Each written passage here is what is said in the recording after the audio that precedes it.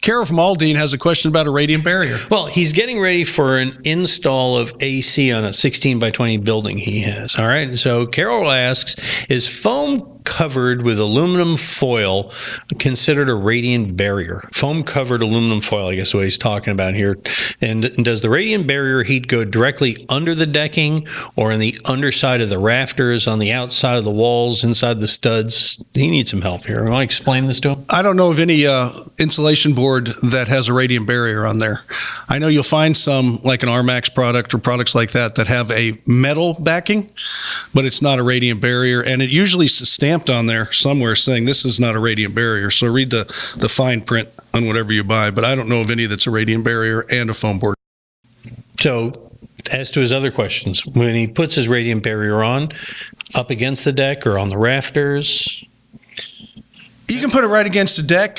You can put it on the rafters. It doesn't matter. If you're going to buy a foil to staple, because you're not going to be able to use the boards, it's easier to put the staples in the rafters than it is in the plywood.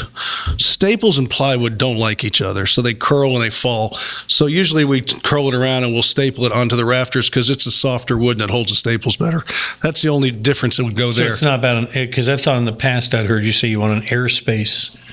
Don't need. A lot of people say the airspace is the attic. Okay. Because the foil's facing down. All right. People are under this impression that they're creating an airspace between the rafters, and that really just isn't necessary. If it was, then the original cool ply decking wouldn't be working. The spray-on radiant barriers we use today wouldn't be working. You don't have to have that airspace. It has to face an airspace, and the attic is the airspace. I feel so ashamed that I've been missing. No, a lot of people, you'll see a lot of that hype out there. You don't need to have it that way. Okay. Keep it simple. I feel like I made a mistake here. I'm just sorry. You make a mistake. Okay. I make mistakes all the time. Everything I say is usually wrong. But he's never in doubt. It's true. I say it with confidence. You want to hear some confidence answers? Yes. Send us your questions for HomeShowRadio.com.